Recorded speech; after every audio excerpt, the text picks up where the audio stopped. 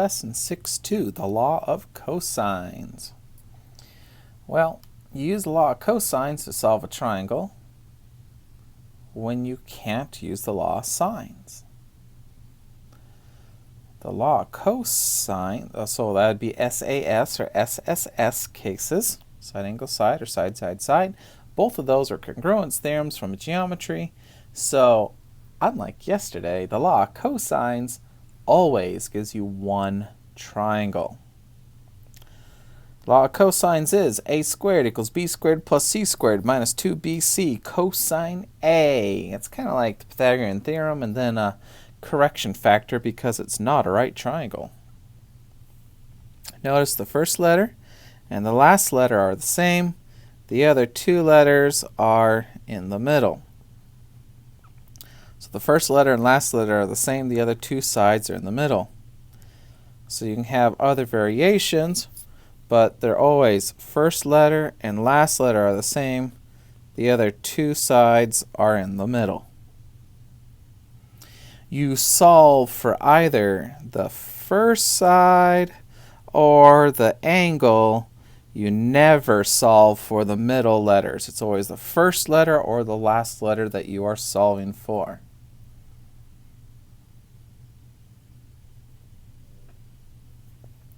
So let's solve a triangle ABC where A is 20, B is 18, C is 13. So that's a side, side, side case. So that is law of cosines. So side A is 20, side B is 18, side C is 13. All right, so I know the three sides. That means I need to find angles. So let's just start with the angle A. So I'm going to start with the angle A. That means I need to start with side A. So A squared equals B squared plus C squared minus 2BC cosine A. So side A is 20, side B is 18, side C is 13, side B is 18, side C is 13, and I'm looking for angle A. 20 squared is 400, 18 squared is 324, 13 squared is 169. 2 times 18 times 13 is 468. Now, one thing students like to do is do 324 plus 169 minus 468, but you can't do that because the 468 is multiplied by the cosine of A. The other two numbers are not, so they are not like terms. So what we will do is we'll get things away from the A, starting by subtracting the 324 and the 169. So that gives me negative 93 equals negative 468 cosine of A. So now since the 468 is multiplied by cosine, to get rid of it, we will divide by the negative 468. And that gives me 0.1987 approximately. And since I'm looking for the angle, I'd have to use inverse cosine.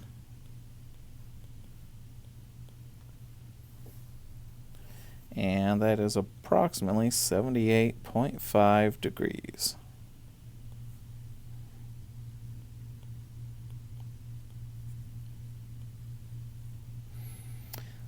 All right, we're going to repeat the process to find angle B.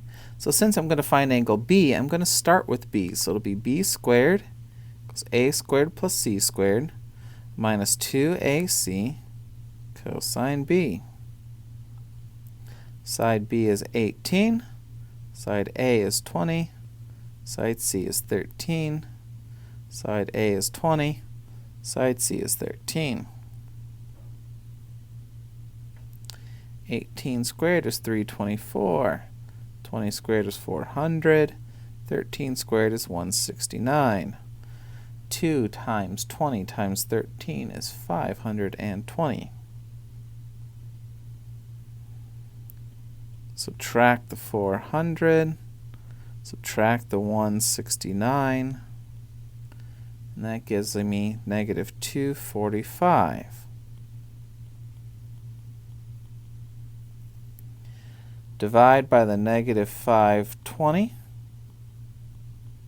That gives me approximately 0.4712 for the cosine of b. Use the inverse cosine to get angle b. Angle b is approximately 31.9 degrees.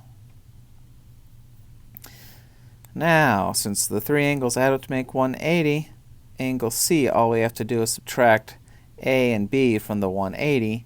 So C is approximately 180 minus 78.5 minus 31.9.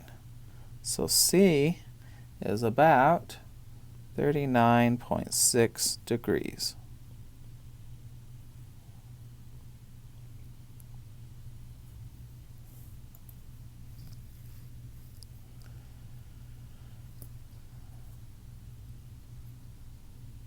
All right, we could find the area of a triangle given just the sides. So instead of having to find some angles or anything, we can just use Heron's formula, ancient Greek guy. Area is the square root of s times s minus a times s minus b times s minus c, where s is a plus b plus c divided by 2. So let's find the area of the triangle with these sides. So we're going to start by finding s. S would be 14 plus 21 plus 27, all divided by 2. So s turns out to be 31. So our area, it's s times s minus a times s minus b times s minus c. All right. So that comes out, when I run it through my calculator, it would be about 145.19, and it would be centimeters squared. That's it for today. Have a good day.